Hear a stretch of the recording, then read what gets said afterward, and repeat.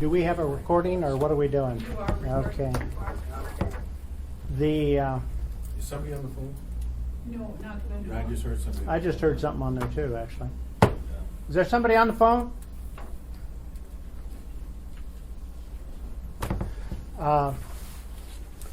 Everybody seems to have other obligations here. I think Mr. Starr's out flying dogs, and I'd heard that Jennifer was out of town, but and Trainy's been lobbying down in Juneau for a couple of days.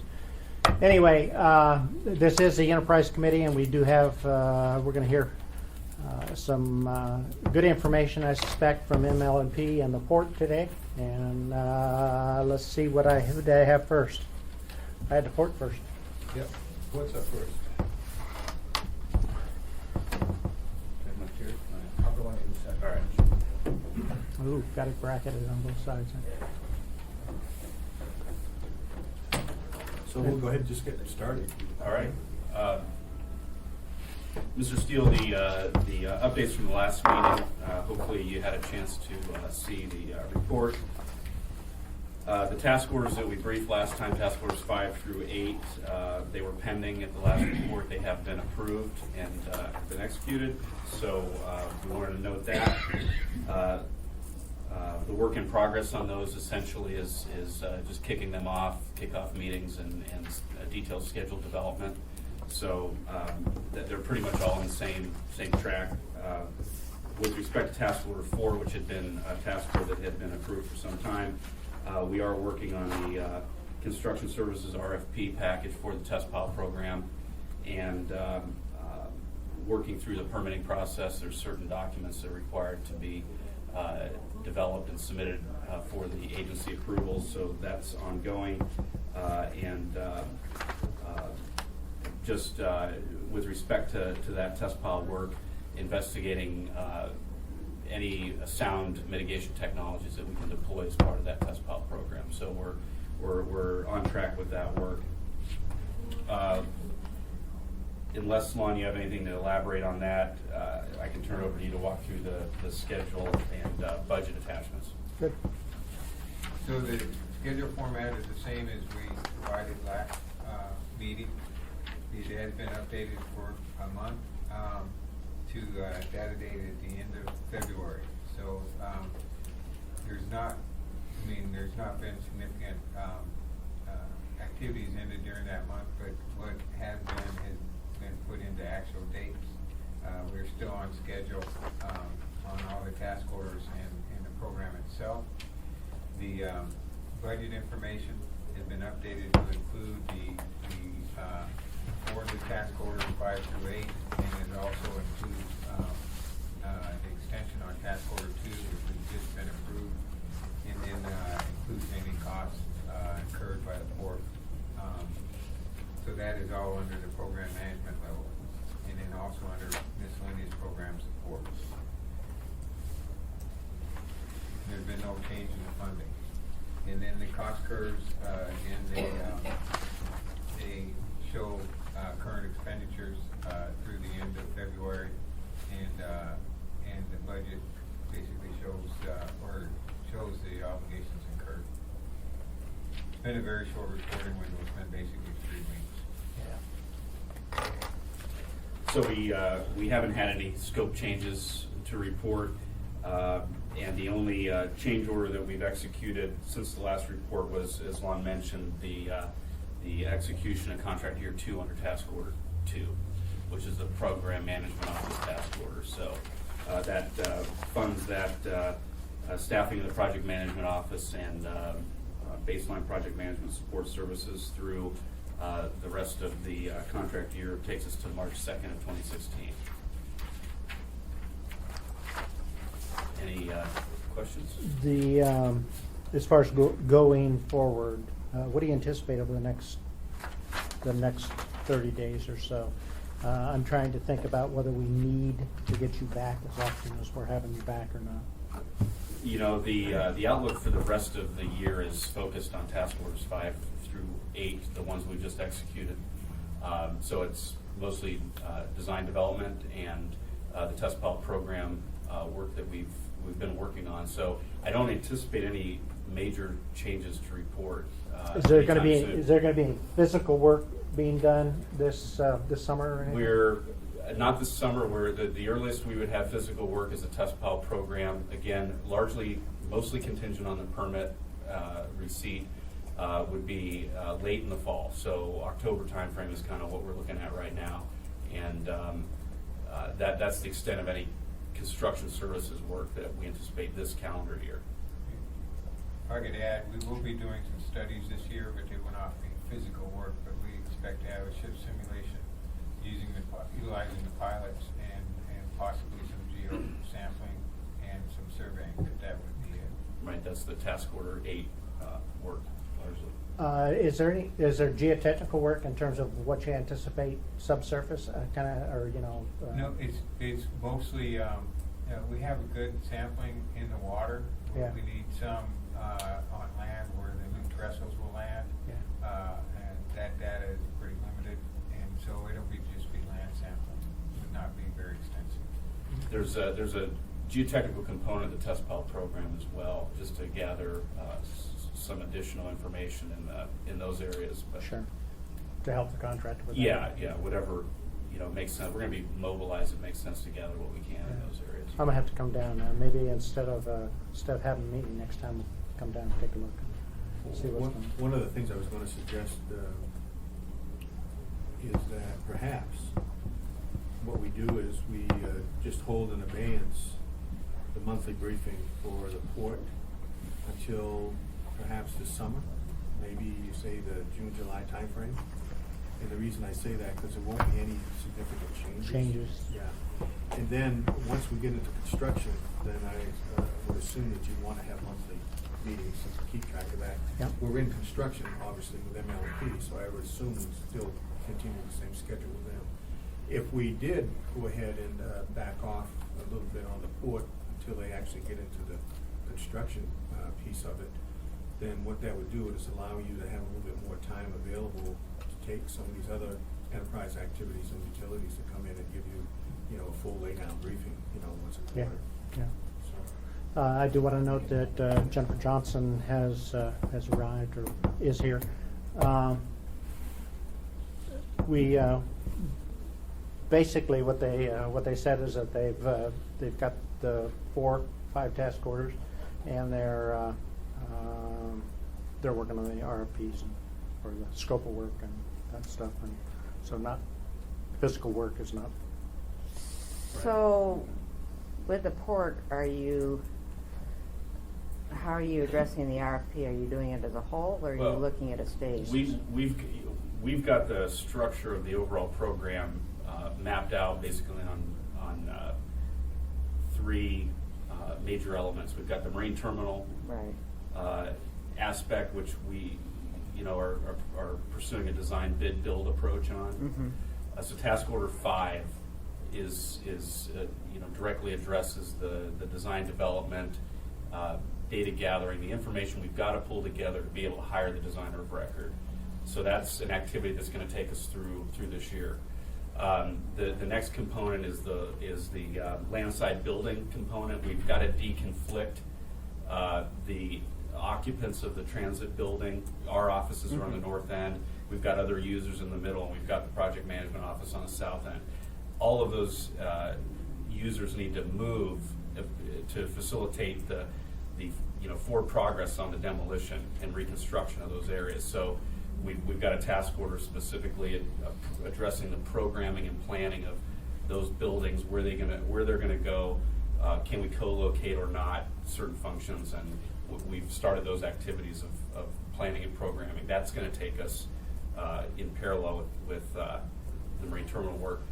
And then the third element is the north end demolition stabilization. Again, we're working through the year on some additional analysis, sedimentation projections, validating the assumptions we've made at an early conceptual level, but again, pulling together a procurement package for either a contract manager, general contractor delivery approach, or a progressive design build approach. We've yet to make that decision. We've got some activities on task order 7 that are going to figure that out. And then task order 8 is just additional data gathering on mostly all landside work. We've got to do some geotechnical exploration where we believe that these buildings may go. We've got to do some current mapping. We're planning to hopefully piggyback on a municipal contract for LiDAR survey that's going to occur, and some other survey activities. Yeah. So all of this is kind of progressing in parallel this year. It's largely just data gathering, design development, and getting the future procurement packages pulled together to execute early next year. So the point that I was making, just as you were walking in, was that all the task orders have been issued for quite some time now, until all of this other stuff really catches up. And that the only real physical work that will be done this fall, assuming that we get permits and everything in time, and that will be the test pile program. So what I was suggesting is, if you want, we could forego the frequency of the port briefings, still do the MLMP, because they're in construction, there's physical things going on, and keep you apprised that way, and then just not have the port as often as we are having. That was what the conversation that you wanted. That's up to the chair. It seems to me like we're moving pretty slow, and I guess that's all the background planning. That's certainly something that maybe was missing last time. But my concern is, are you going, if you're going to do any construction this year, are you going to try and, when are you going to try and get out of the administration building into the new digs? That's next year? We would be procuring the design build Okay. builder until next year. Until next year. So that's going to again be some time before we're executing those projects. Yeah. Okay. Yeah, the test pile program is the only construction activity we Yeah. anticipate this year, this calendar year, and it'll be in the fall at the earliest. So that's why I was suggesting we go to a quarterly for Sure. these guys, and we still do the monthly for MLP, and then you still bring in someone, each time to give you a full lay down of where they are Yeah. as far as the other enterprise activities. So, I just, I don't think we need monthly meetings at this pace. There's nothing to report. I mean, you're doing work, but nothing to report, it seems to me. But I do want to get down, Sure. see if there's really anybody there, and are we really doing anything. Stop by anytime. Be But, happy to give you an Absolutely. But I'm not Absolutely. against good planning this time. Any other questions for them? Okay, thank you, guys. MLP.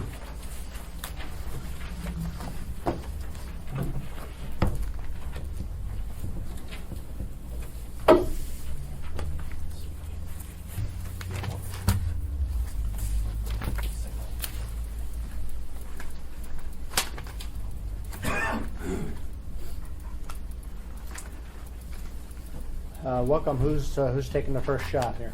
Mr. Steele? All right, go ahead, Eugene. Or unless George has something to No. set the stage. Good. Okay. Thank you, Chair Steele. I'll step through the sections by number. Section 1, project background, nothing has changed. Still working towards substantial completion of June next year. Section 2, the work in progress, there's been significant changes. I'll talk to some of the highlights. Biggest one, second bullet, a lot of underground work has been completed in the last month, including water wash drains tank, as well as above ground large 40,000 gallon super clean water and neutralization tanks have been placed. There's been a lot of the water treatment skids have been placed in the water treatment portion of the building, which is complete. So those are on foundations. As the contractor moves around the power block building to get all the underground drains, electric conduit, and foundations complete and slab complete, more skids will be placed going forward. But as to date, they're about 60+% complete with the power block building foundation slab, which means everything underneath is done. Towards the bottom of the bullets here, we have, I previously reported that all of the major equipment would be delivered by then, about 95% of it by the end of March. And the contractor, Quanta, is slowing those deliveries down to match completion of foundations so that they can go right on the foundations. Specifically, the steam turbine is being held back in, I believe, Croatia from delivery so that it can arrive right on the foundation, which now arrival should be in June sometime. As well as the large step-up transformers that take the generated power, step it up to 115,000 volts. Those are being delayed in Idaho for a couple months as foundations are not complete for those transformers. It's not that you're not behind schedule. You're not behind schedule. It's, the bottom line is, this is a cheaper way of doing it, so we Yeah. don't have to handle No, this makes thing sense. twice. Yep. Roofing continues to go well with incredible winter weather. Roofers get to lay roof down, not shovel snow. And other interior work is continuing. The page 2 is a little bit more of the minor work that is going on. And I'd just like to say again that Quanta and its contractors are beginning to move outside the power block building because there's a lot of periphery work. I think I previously said that there's 3 fronts opening up. There's work to be done to the north against the Glen Highway, southeast to build a gas compressor building, and most immediately to the west, which takes the high voltage power underground duct banks to a new building that will be built called the GIS building. This is the switching building that switches the power in before it goes into our transmission network. So that GIS building needs to get built, and so the contractor is beginning to thaw ground to work on that building this summer. That building, I would say, is 15-20% the size of the one you see. As we said a little bit earlier, still progressing towards the scheduled completion of June 16. Section 4, outstanding scope changes.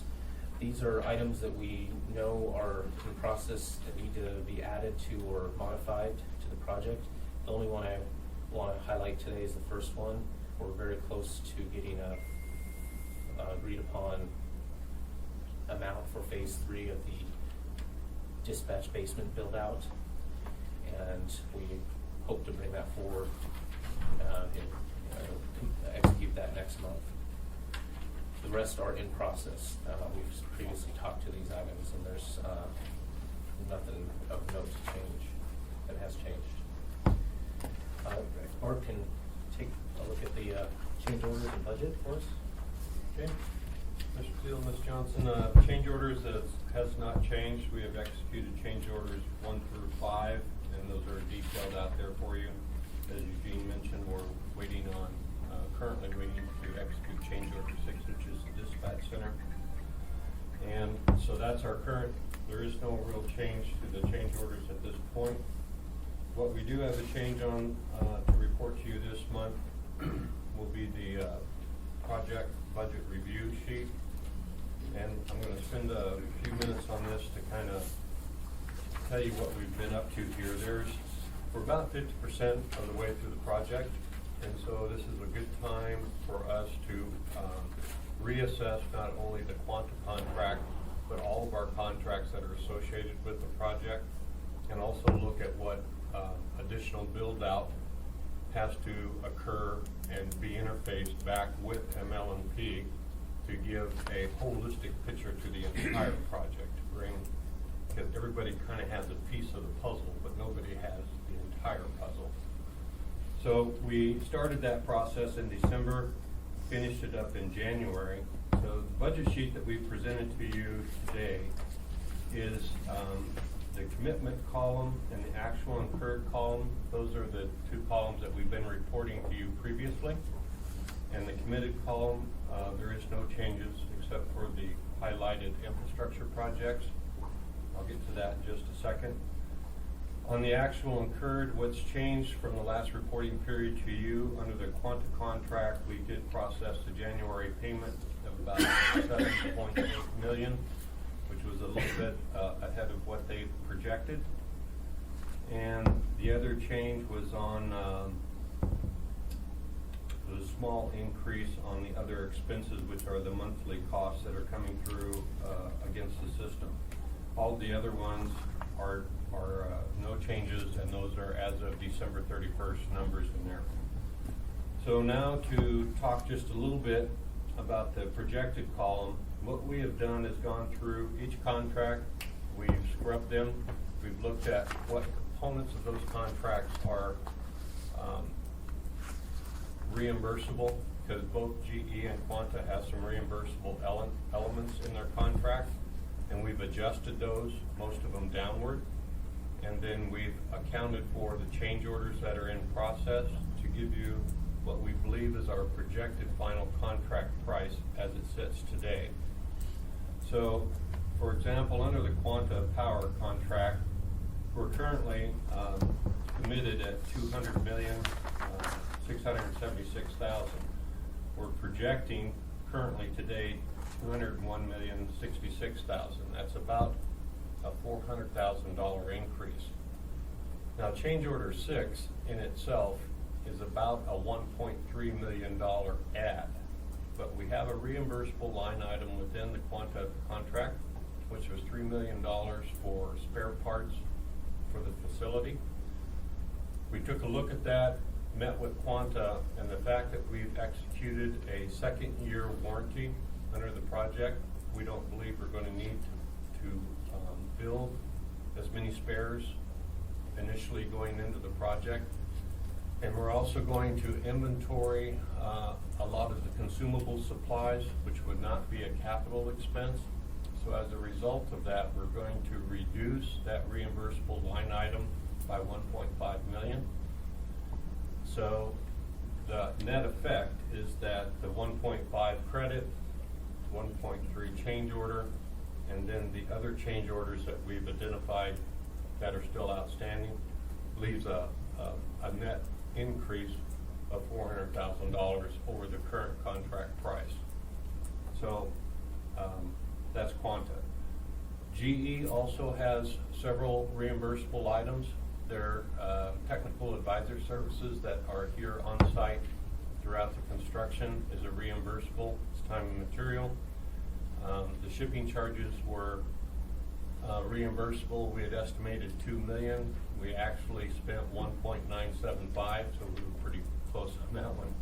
And we also had a $3.6 million spare parts and tooling component inside that. We've reassessed that, and with the fact that we have a third swing unit engine that can be swapped out, we're going to reduce the parts that are required to inventory. Rather than having a huge inventory, we actually have a replacement engine, and then it can be brought out, and decisions can be made to either ship it south or do the work in-house. What spare parts that they will utilize will actually be run through the warehouse, so they are also not capitalized items that would come off of the bond project. So we've reduced that from $3.6 million down to $750,000. The $750,000 is actually targeted at the maintenance dollies, which are steel, pre-manufactured steel structures that swing the engine units in and out, and they can move them around the facilities. And because of their cost and their uniqueness to just the LM6000 engines, we are going to capitalize those items. So that puts this contract will be reduced by about $2.8 million from its current funding line. IEC, the next contract, is the owner's engineer's representative, and they are also doing all the special inspections and testing on site. We are expecting $1 million increase in this contract. This is primarily due for two reasons. What IEC expected the Quanta, how they expected them to prosecute the work, was that they would have a lot of the piping and both the small bore and medium bore piping to be pre-manufactured off-site and then brought in and then cut and fit, put in place. Quanta has elected not to do that, and they're doing a lot of that fabrication on site. When they converted into that mode, it required a lot more field inspections on both the material and the certifications, and also the welding. Each weld has to be 100% X-rayed. Those are fairly expensive.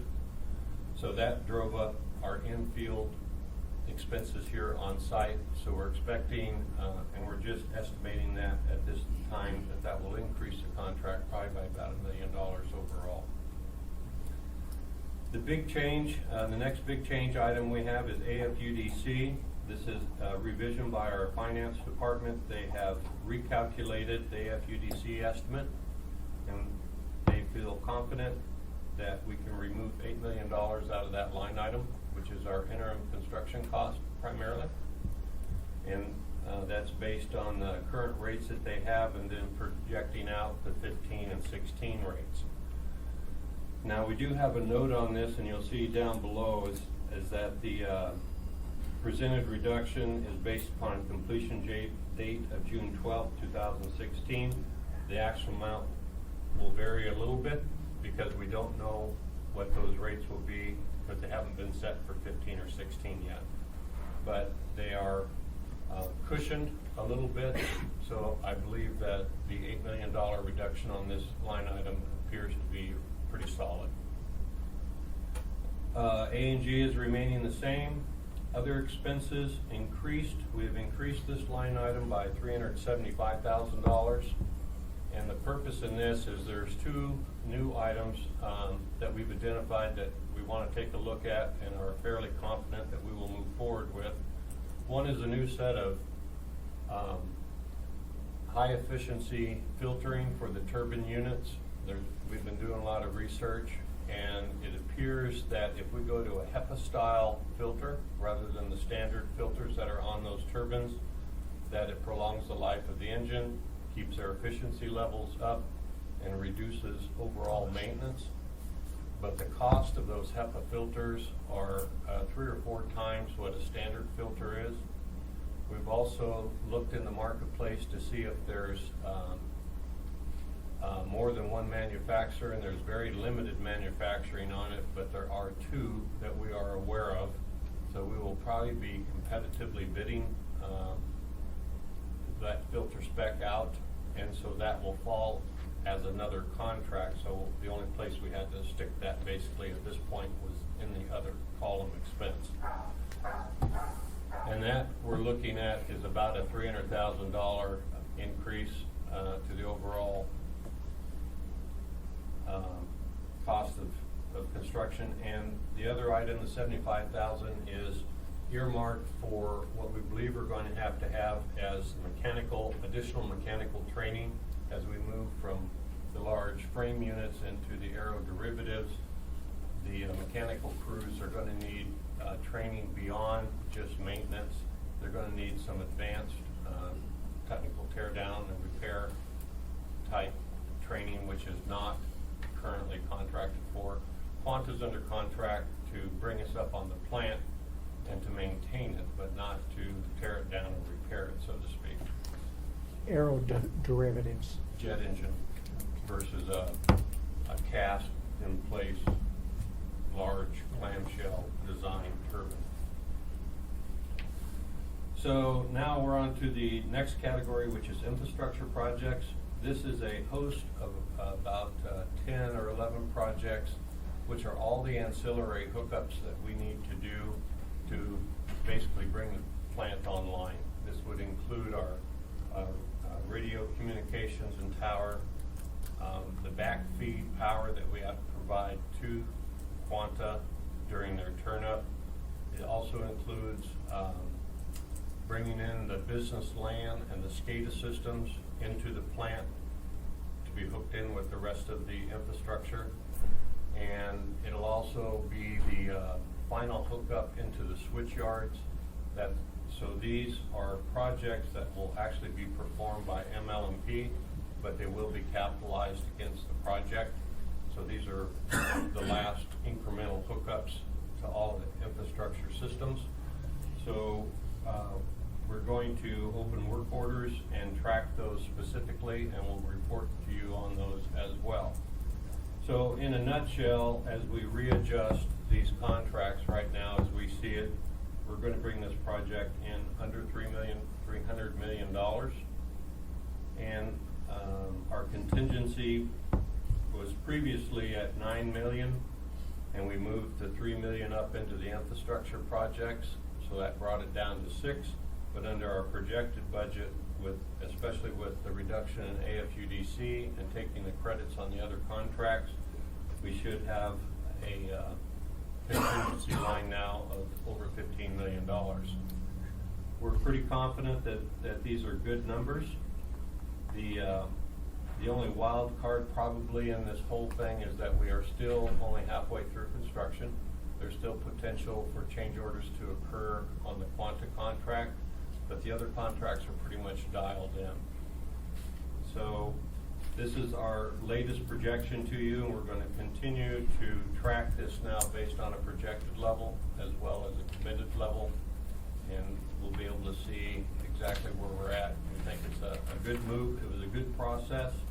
It was a very rigorous process for us to get to these projections, but we're pretty confident that these are all good numbers for you. Jennifer? Any questions? I hope you're able to do it, you know.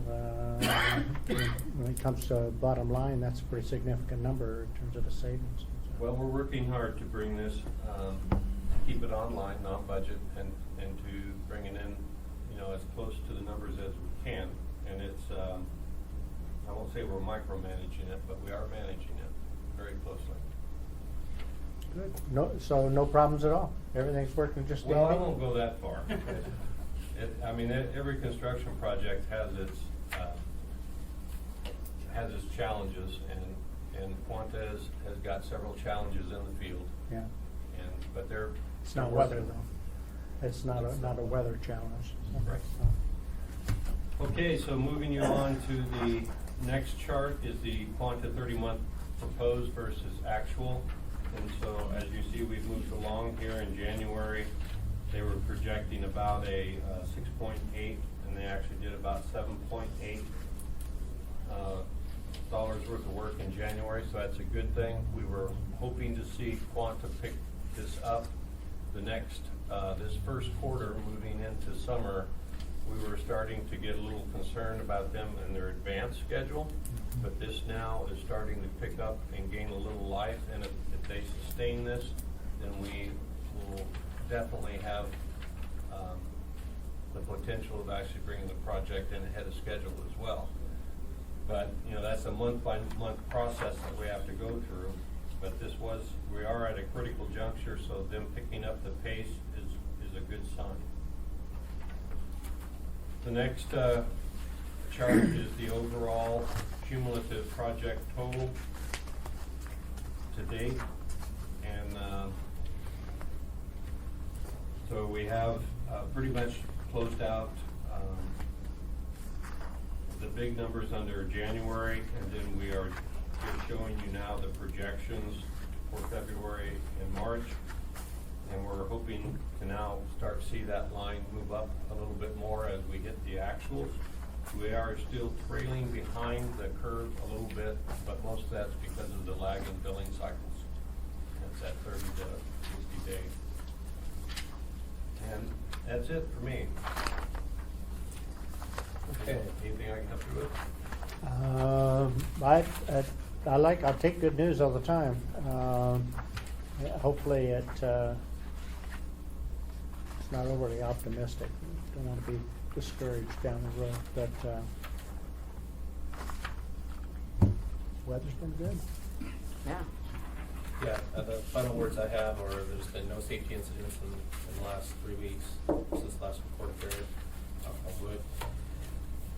And just as Bart said, Quanta has identified that they need some additional heat in the field, and they're augmenting resources to bring more project managers, schedulers, and engineering support into the field to to, I guess, prosecute the work faster, because they are,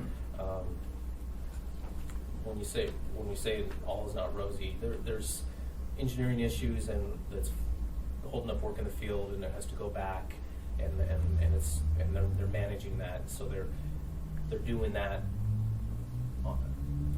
and we can see that they are bringing more folks to the field to address their schedule concerns. Remember, that's to address their schedule concerns, because Right. they want to advance the project. Yeah, I understand, I understand that.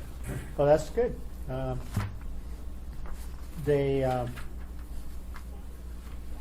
you know, I'm sure they had in their plans that they were gonna have a winter, and they were staffing accordingly, and then summer that they would increase the staffing levels. And so, but since you're ahead of schedule anyway, have they already done some increase in staffing? And They had a big meeting in Denver last week, and we're expecting to see, one of the benefits, I guess, of Quanta is they are a conglomerate of large construction companies, and they own another company out of New York. They're bringing those project management expertise to the field, and we're starting to see that. And I expect to see more of that in the next month or so. But But it's all on their dime. it is. Well, that's Within the contract. Yeah. So where are the? Well, they're everywhere. Never mind. That was a dumb question. In terms of where the potentials for things for errors for when you hook it all up. If it doesn't fit and doesn't run, then I suppose that's a good. Coordination with AWU is gonna be the big. The what? Coordination with AWU, Yeah. you know, to put in the heat transfer over on the Klutna line.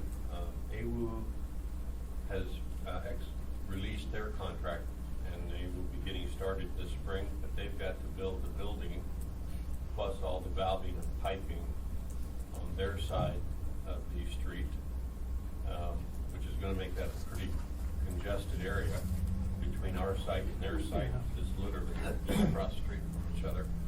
And depending on how that contract works will depend on whether we can finalize all of the piping and the controls and things that hit the demarc point with AWU, and whether they're really ready to receive. You know, if we're gonna come up at the same time with it. Yeah, and they're going into their busy season in terms of repairs. I talked to Brett today about it. I had a meeting with him, and right now, they think they can finish it in time to meet all the requirements. So they're not seeing any hiccups right now. But, you know, there's always unforeseen things. Yes. Just sort of off the record and out of subject here. I've heard that MEA plant might be up and running. It's up. I don't know if they've drawn the full load yet or not, have they? No. We plan to run full load maybe in the next 2 weeks. Maybe.